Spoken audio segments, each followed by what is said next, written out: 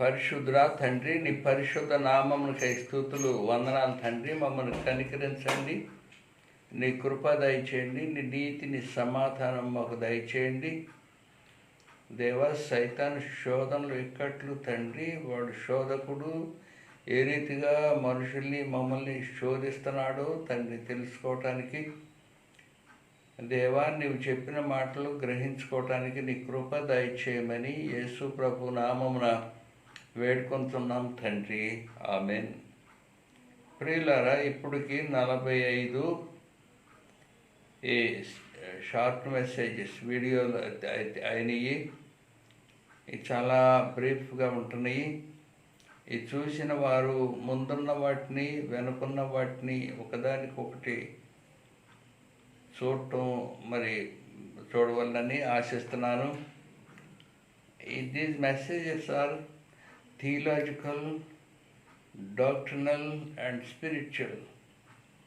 వేరే సంగతులు ఏది మాట్లాడట్లేదు.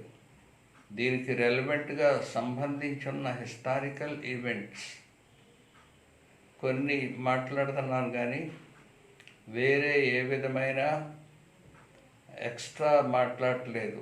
Only Bible facts, Bible truths.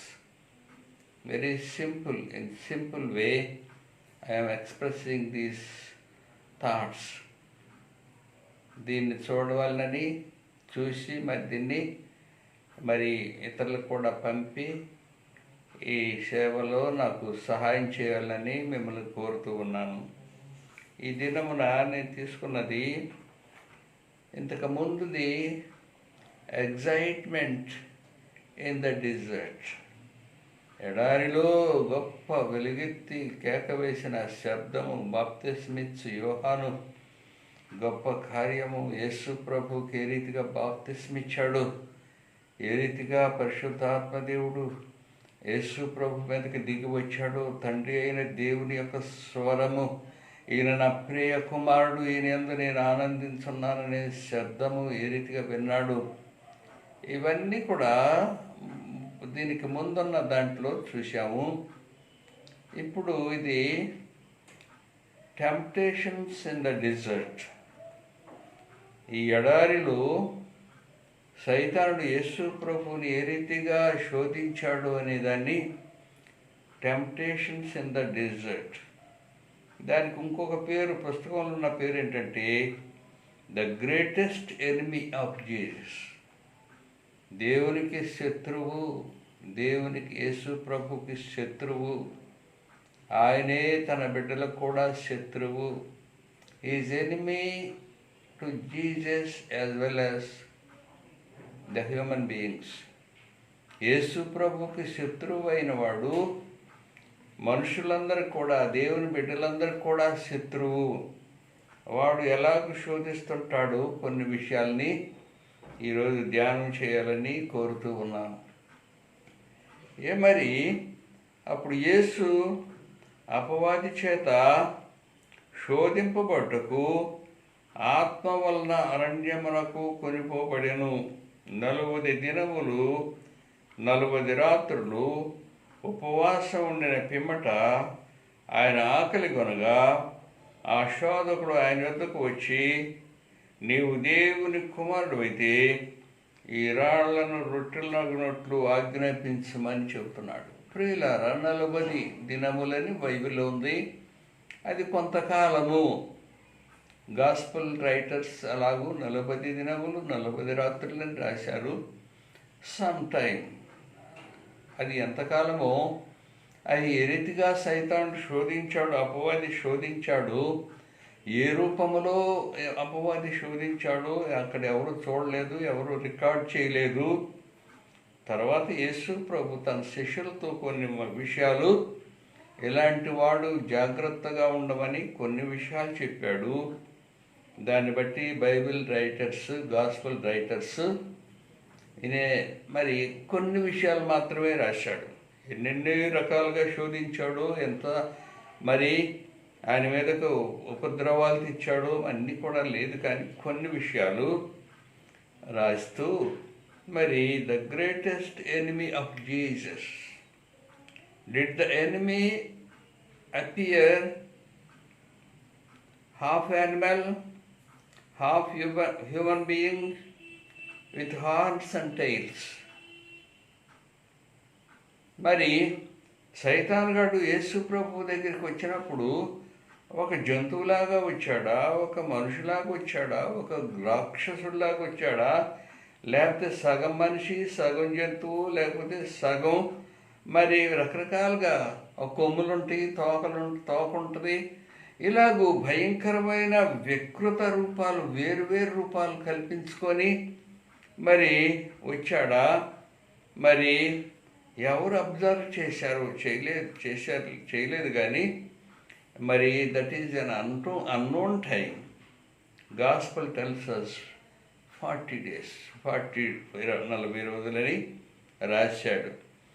మరి సైతానుడు he can appear in many forms. Angel of light, handsome, good being, ఇలా కనపడుతుంటాడు సైతానుడు అని రాశాడు. Angel of light. వాడు సైతానుడు అనగానే మరి ఏదో కొమ్ములుంటాయి, రాక్షసుడు, భయంకరంగా ఉంటాడు, ఆ మనుషులు తింటాడు, మెడలో తలకాయలు పురుగులేసుకుంటాడు, ఏదో రకరకాలైన పిక్చర్స్ కొన్ని మనుషులు ఊహలను పట్టి చెప్తారు. కానీ ఆయన ఈ సైతాన్ గాడు is appearing like an angel of light. వెలుగుతూత రూపంగా కనపడుతుంటాడు. వెరీ వెరీ హ్యాండ్సమ్, చాలా మృదువుగా, చాలా చక్కగా కనపడుతుంటాడు. As a very very good being, చాలా మంచివాడిగా కనపడుతుంటాడు. ఇలాగ సైతానుగాడు చీటర్, మోసగిస్తుంటాడు. ప్రియులారా, యేసు ప్రభుని ఇలాగ మోసగించిన వాడు ఈరోజు మన దగ్గర కూడా వస్తుంటాడు, మన పిల్లల దగ్గరికి వస్తుంటాడు, పిల్లల్ని శోధిస్తూ ఉంటాడు. చాలా మోసం, చీటింగ్. ఒక అమ్మాయి ఎవరో ఒకడు చాలా హ్యాండ్సమ్, చాలా మంచోడు అనుకొని వాడు అమ్మటి వెళ్ళిపోయి నానా బాధలు పడింది. వెళ్ళిపోయిన తర్వాత ఆ అమ్మాయి తెలుసుకుంది వాడెవడంటే రైల్లో సమోసాలు అమ్ముకునేవాడు. ఆడు రైల్లో సమోసాలు అమ్ముకునేవాడు. ఎక్కడో రైల్వే రూమ్లో పడుకుంటాడు. ఆడికి ఎవరు దిక్కుబొక్కు లేదు, ఎక్కడో తల్లిదండ్రులు ఉంటారు. వాడు అద్దెకి బట్టలు తీసుకున్నాడు, సఫారీ బట్టలు తీసుకున్నాడు, బూట్లు ఎవరిదో తీసుకున్నాడు, స్కూటర్ ఎవరిదో తీసుకున్నాడు, ఇవన్నీ తీసుకున్నాడు. చాలా చక్కగా టాయిలెట్ అవుతున్నాడు. అయ్యి ఒక అమ్మాయికి దగ్గర కనపడుతున్నాడు. ఆ అమ్మాయి ఆడిని చూసి ఆడిని మోసపోయి అమ్మటి వెళ్ళిపోయింది. తర్వాత తెలుసుకుంది వాడిది చీటర్, మోసగాడు. అద్దెకి బట్టలు తెచ్చుకున్నాడు, బూట్లు ఎక్కడో తెచ్చుకున్నాడు, వాచ్ ఎవడిదో తెచ్చుకున్నాడు, స్కూటర్ ఎవడిదో తెచ్చుకున్నాడు, అలాగూ మోసం చేశాడు. సైతానుడు ఈ రీతిగా ఉంటాడు. మన మన మన మన దగ్గరికి వస్తుంటాడు. రకరకాలైన చీటింగ్, రకరకాలైన మోసాలు, రకరకాలైన మరి ఇవన్నీ కూడా మనం ప్రతిదినం మెలకుగా జాగ్రత్తగా ఉండే దినాలు. ప్రియులారా, మరి సైతాన్ ఈ రీతిగా మనుషుల్ని శోధిస్తా, మోసం చేస్తూ లోపరుచుకుంటాడు. He enter the inner most thoughts of a person. He influences the person. Through his mind, he goes to the spirit of a person. Innermost parts, తలంపుల అంతరంగంలోకి పోతుంటాడు, హృదయాంతరంగంలోకి వెళ్తుంటాడు. కరోనా వస్తుంది, ఎక్కడి నుంచి వస్తుందో ఏంటో, అది ఒక మిస్టరీలాగా ఉంది, ఎవరికి అర్థం కాని వ్యాధి. ఇలాగే వీడు కూడా అర్థం కాకుండా ఇన్నర్మోస్ట్ థాట్స్ లోనికి, హృదయాంతరంగంలోకి, మానసికమైన తలంపుల్లోకి వెళ్తాడు. మనసులో ఉండి శోధిస్తాడు, శోధించి ఆత్మని చంపుతాడు, ఆత్మలో పడగొడుతుంటాడు. ఇది వచ్చినాడు. ఈ శోధనకు లోబడిన తర్వాత వాడిని చాలా నిరాశలో దింపి వాడు సూసైడ్ చేసుకునేటట్టుగా అలాంటి స్థితికి తీసుకొస్తాడు. Is a killer. వాడు చాలా చెడ్డవాడు. ఇలాగ యేసు ప్రభు దగ్గరికి వచ్చినప్పుడు మరి యేసు ప్రభు దగ్గర మరి హృదయాంతరంగంలోకి మరి మానసికమైన నాడీమండలంలోకి తలంపుల్లోకి వెళ్ళి దేవుని నుండి వేరు చేయటానికి, దేవుని నుండి పడగొట్టడానికి మరి వాడు ప్రయత్నం చేస్తుంటాడు. ఈ బైబిల్లో అనేక పేర్లు ఉన్న వీడికి ఒక పేరు శాటన్. శాటన్ అంటే అడ్వర్సరీ, విరోధి. నా విరోధి భయంకరమైన వాడు.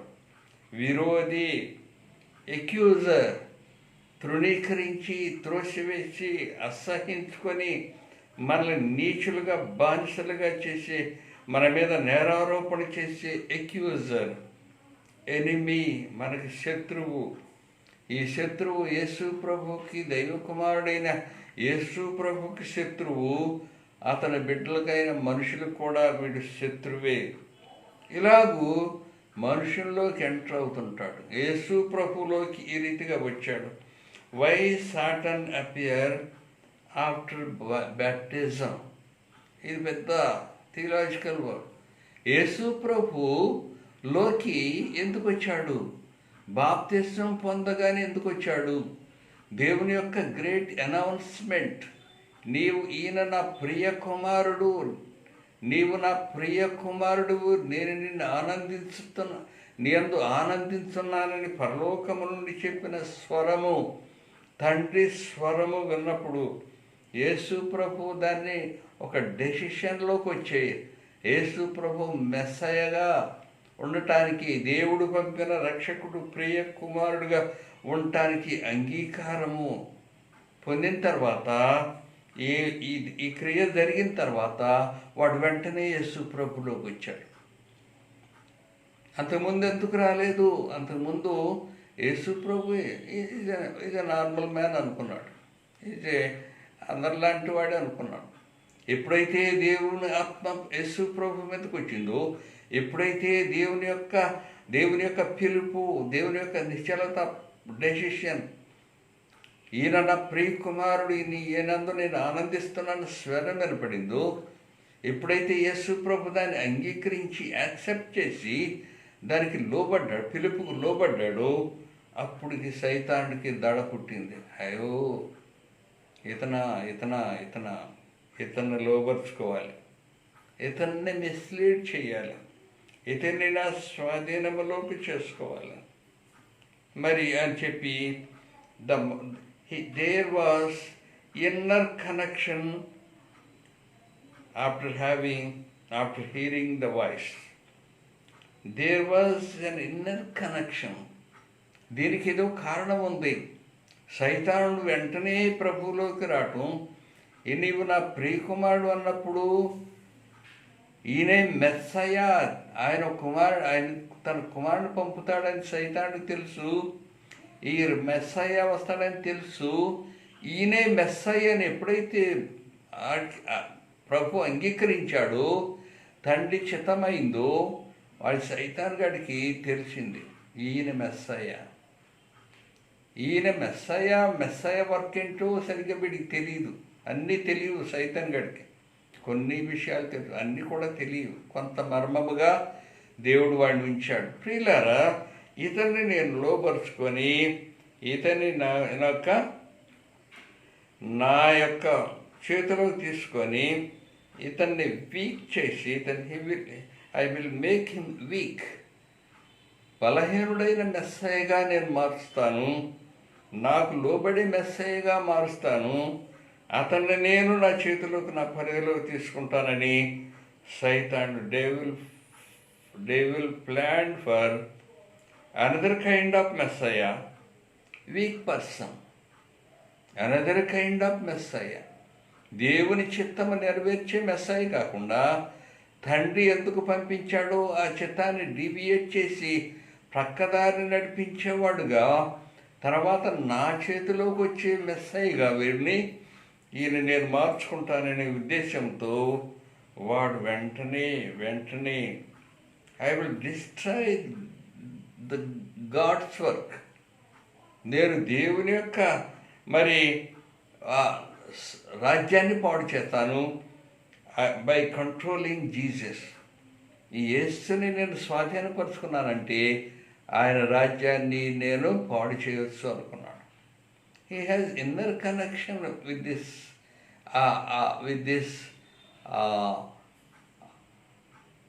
With this time. ఈ సమయానికి, ఈ ఇన్సిడెంట్కి ఏదో మూల కారణం ఉంది, దీనికి ఏదో బ్యాక్గ్రౌండ్ ఉంది. సైతాన్ గాడు మరి ఏదైనా వనంలోకి వెళ్ళి ఆదామును శోధించాడే వాడు. మరి యెషయా గ్రంథం 14 అధ్యాయంలో సింహాసనం నుండి దేవుడు తోసివేసినప్పుడు భూమి మీద పడిపోయి మరి బాటమ్లెస్ పిట్లో పడిపోయాడే వాడు. ఏదో సంబంధం ఉంది. దీన్ని నేను ఆ మెస్సయ్యని నేను నా చేతిలో తీసుకోవాలి. ఆయన్ని మరి అనదర్ కైండ్ ఆఫ్ మెస్సయ్య, ఆ దేవుడు ఉద్దేశించిన మెస్సయ్య కాకుండా నేను వేరే మెస్సయ్యగా అతన్ని మార్చుకోవాలని వాడు ప్లాన్ చేసి యేసు ప్రభువులోకి దగ్గరికి వచ్చాడు. మరి మరి తలంపుల్లో, ఆత్మలో శోధన, సమస్త శరీర రక్త నాళములో శోధన. గెత్సెమనే తోటలో ఆయన చెమట రక్తముగా మారినంత వేదన, బాధ, సులువు మీద అనేకమైన దూషణలు, అనేకమైన మనుషుల ద్వారా అతను శోధన, అనేకమైన డిస్కరేజ్మెంట్స్, అనేకమైన రీతిగా మనుషుల ద్వారా శోధించాడు. ముందే వాడే వచ్చి శోధించాడు. ప్రియులారా, వాడు యేసు ప్రభు దగ్గరికి వచ్చినప్పుడు ఒకటి, be a Messiah who can do miracles by feeding people. నీవు ఈ రాళ్ళని రొట్టెలు చేసుకొని రొట్టెలుగా మార్చరాదా? ఆ కొండ మీద అరిగిపోయి నున్నగా గుండ్రంగా ఉన్న రాళ్ళు, ఆయన ఆకలితో ఉన్నాడు, 40 days ఉపవాసంలో ఉన్నాడు, శరీరం బలహీనముగా ఉన్నది, ఆకలి అవుతుంది, దానికి తినాలని ఆశ వస్తుంది. ఈ నున్నగా ఉన్న రాళ్ళు బన్స్లాగా కనపడుతున్నాయి. బేకరీలో బన్స్ ఉంటాయి గుండ్రంగా, ఆ నున్నగున్న రాళ్ళు బన్స్లాగా చూపెడుతున్నాడు. ఆయన తలంపుల్లోకి, ఆయన మనసులోకి వెళ్ళి వాటిని కంట్రోల్ చేస్తూ ఆత్మను చంపటానికి చూస్తూ ఉన్నాడు. నువ్వు ఈ రాళ్ళని రొట్టెలు చేసుకొని తినరాదా? Be a Messiah who can do miracles feeding this people. నువ్వెంతమందిని భోజనం పెట్టి, ఆహారం పెట్టి, వీళ్ళ భోజనం పెట్టి చేసావంటే such messiah, people like such messiah, thousands of people will follow. Such a Messiah sweep away the armies. Feeding is a good thing. ఇలాగ శోధిస్తున్నాడు. నువ్వు కానీ ఇలాంటి ఆహారం పెట్టావంటే ఆ దినాల్లో పాలస్తీనాలో మరి ఎక్కువ కరువు, రోమన్స్ చేతి కింద మనుషులు, పీపుల్ మగ్గిపోతున్నారు. అనేక మంది అన్యరాజులు వచ్చి దాన్ని పాడు చేశారు. తిండి లేని పరిస్థితి, కరువు, ఆహారము కొరత, బట్టలు లేని పేదరికము, దరిద్రం ఉంది. ఈ సమయంలో నువ్వు ఇలాగూ రాళ్ళని రొట్టెలుగా చేసి పెడితే mass of people, mass like గుంపులు నీ దగ్గరికి వచ్చేస్తారు. ఈ గుంపుల మీద ముందు any army can stand before it. ఈ మాస్ ముందు ఎలాంటి సైన్యాలు, ఎలాంటి రోమన్ సైన్యాలు, ఎలాంటి రాజ్యాలు నిలవలేవు. ప్రజలందరూ నిన్ను వెంబడిస్తారు. You will be such messiah. అలాంటి గ్రేట్నెస్, గొప్పతనాన్ని తీసుకోమని చెప్తున్నప్పుడు యేసు ప్రభు ఏమన్నాడంటే, మనుషుడు రొట్టె ద్వారా జీవించడు, దేవుని మాట ద్వారా జీవిస్తాడని సైతాన్ చెప్పాడు. మనుషుడు రొట్టె ద్వారా మాత్రము కాదు, దేవుని నోట నుండి వచ్చే మాట ద్వారా జీవిస్తాడు. ప్రియులారా, ద్వితీయోపదేశకాండ గ్రంథములో మరి 8వ అధ్యాయం 3వ వచనములో ఈ మాట ఉంది. దేవుడు మాట దేవుని మాట ద్వారా జీవిస్తాడు, కానీ రొట్టెలు పూజించటం వల్ల కాదు. ఈరోజు ఆహారం రకరకాలుగా వస్తుంది, ఇది దీనివల్ల కాదు. దేవుని యొక్క మాట ద్వారా మనుషుడు జీవించాలి. నిత్యము జీవించాలంటే ఈ భోజనం ఇక్కడ మాత్రమే తాత్కాలికమైంది. నిత్యము జీవించాలంటే దేవుని యొక్క చిత్తము, దేవుని యొక్క మాట ద్వారా జీవిస్తాడు. దేవుని మాట ద్వారా జీవిస్తాడు. మరి మోషే పైనుండి ఆహారాన్ని పంపించాడు. మన్నా అనే ఆహారం ఆకాశంలో నుండి వచ్చింది. యూదుల యొక్క కాన్సెప్ట్, యూదుల అభిప్రాయం ఏంటంటే, మరి ఎలాంటి మచ్చలేని మెరికల్స్, స్పాట్లెస్ మెరికల్స్, భూమి మీద ఉన్న మంత్రతంత్రాలు కాకుండా పరలోకం నుండి ఆశ్చర్యమైన కార్యాలు చేయాలి, ఆశ్చర్యకార్య మెరికలు చేయాలి. పరలోకం నుండి ఆహారం పంపించాడు మోషే. మరి ఇలాగ శోధిస్తున్నాడు. మరి Jesus rejected not bread alone అని చెబుతున్నాడు. రొట్టె ద్వారా మాత్రం కాదు, దేవుని మాట వల్ల జీవిస్తాడు. యెషయా గ్రంథం 55:10 మరి ఆకాశము నుండి వర్షం వచ్చి భూమిని తడిపి విత్తువానికి విత్తనము, భుజించవానికి ఆహారం ఎలాగొస్తుందో నా నోటి నుండి వచ్చే వాక్యం అలాంటిది. ప్రియులారా, దేవుని మాట ద్వారా జీవిస్తున్నాం, దేవుని నోటి నుండి వచ్చే వాక్కు ద్వారా జీవిస్తున్నాం. ద్వితీయోపదేశకాండ గ్రంథంలో కూడా మనుషులు సణిగారు, గొడిగారు, దేవుని శోధించారు. ఆ శోధన వల్ల వచ్చిన ఖర్చంతా యేసు ప్రభు తీసుకొని వారికి యేసు ప్రభు అనే శరీరం అనే ఆహారాన్ని, కృపని మరి యేసు ప్రభు ఇచ్చాడు. ఆ గొణుగుడు ఎదురు తిరగటం, ఈ కర్స్, నీ దేవుని శోధించటం, ఈ శోధన, ఈ శాపమంతా ఆయన మీద వేసుకొని he became a bread of life, జీవాహారముగా మారిపోయి, జీవాహారము నేనే అని చెప్పాడు యేసు ప్రభు. ప్రియులారిలాగూ యేసు ప్రభు ఈ శోధన జయించాడు. రెండోసారి be a Messiah who can sail out in the space. ఆకాశంలోకి ఎగిరిపోమని చెబుతున్నాడు. ఆకాశంలోకి ఎగిరిపో, దేవాలయ శిఖరం మీదకి తీసుకుని వెళ్ళి, ఎంతో ఎత్తైన శిఖరం మీద తీసుకెళ్ళి ఇక్కడ నుంచి నువ్వు దూకు, దేవదూతలు వచ్చి నేను పట్టుకుంటారు, నీకు దెబ్బ తగదు. దాన్ని బట్టి ప్రజలందరూ నిన్ను గుర్తిస్తారు, ఏ మెరికల్. ఇలాంటి మెరికల్ చేయమంటున్నారు. ప్రజలందరూ నిన్ను గుర్తిస్తారు. Be a messiah who can sail out into the space. Jewish people expected messiah unmistakable science.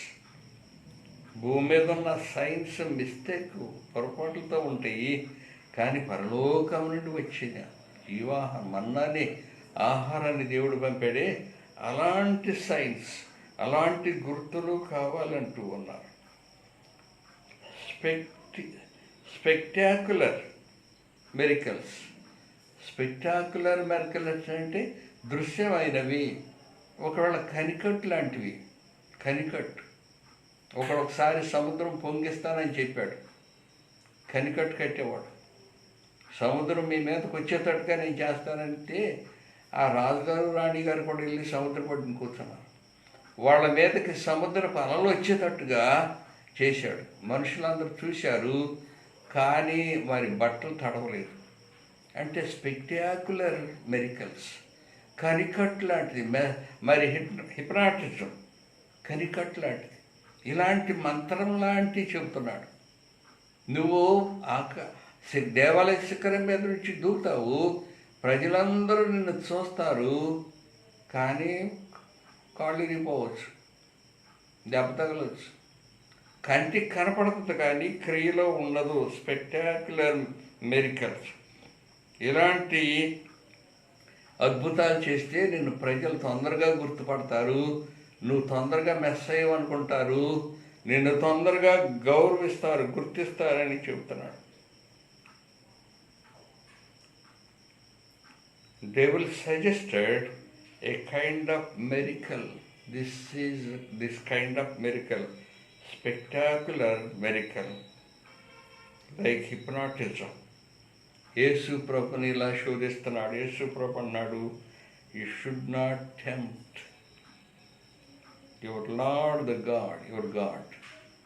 You should not tempt your lord, your God. నీ ప్రభు అయిన దేవుని నువ్వు శోధించవద్దు. నీ ప్రభు అయిన దేవుని నువ్వు శోధించవద్దని వాక్యములు ఉంది కదా, అవన్నీ చూపెడుతున్నాడు. యేసు ప్రభు చిన్నప్పటి నుంచి దైవాత్మతో ఉన్నవాడు, దైవాత్మను పొందినవాడు, పరలోకముండి వచ్చినవాడు. ఆయన సహజముగా ఒరిజినల్గా పరలోకములు ఏముందో తెలుసు, దేవుని వాక్యం ఎక్కడేముందో తెలుసు. అంతేకాకుండా చిన్నప్పుడు తల్లి నేర్పింది, చిన్నప్పుడు సొనగోకి వెళ్ళి ఉంటాడు. అంత కంటతే ధర్మశాస్త్రం అంతా ఎక్కడేదుందో తెలుసు. నీ ప్రభు అయిన దేవుణ్ణి శోధించవద్దని వాక్యంలో ఉన్నది కదా అని చెప్తున్నాడు. ప్రియులారా, శోధకుడు సైతాను. సీనారణ్యంలో అనేక సార్లు దేవుని శోధించారు. సీనారణ్యంలో అనేక సార్లు శోధించి చనిపోయారు. గుంపులుగా చనిపోయారు. మోయాబీయుల స్త్రీలని వివాహం చేసుకొని అక్కడ గుంపులు చచ్చిపోయారు. ఇక్కడ మరి ఆ తాపకరమైన సర్పాలు కరుస్తున్నప్పుడు అక్కడ గుంపులు చనిపోయారు. ఇలాగూ శోధించి అనేక మంది చనిపోయారు. శోధకుడు నువ్వు శోధించవద్దు అని మరి యేసు ప్రభు చెప్పినప్పుడు ఆ శోధన దానిలో ఓడిపోయాడు. మూడోసారి be a Messiah by using any power to control over the kingdoms of the world. Be a Messiah by using any power to control over the kingdoms of the world. ఈ లోక రాజ్యాలన్నీ చూపించాడు. గ్రీకు రాజ్యం చూడు, Roman రాజ్యం చూడు, Babylonian రాజ్యం చూడు, అన్నీ చూడు అన్నీ చూపించి నువ్వు నాకు నమస్కారం చేస్తే ఇదంతా నీకు ఇచ్చేసేస్తాను.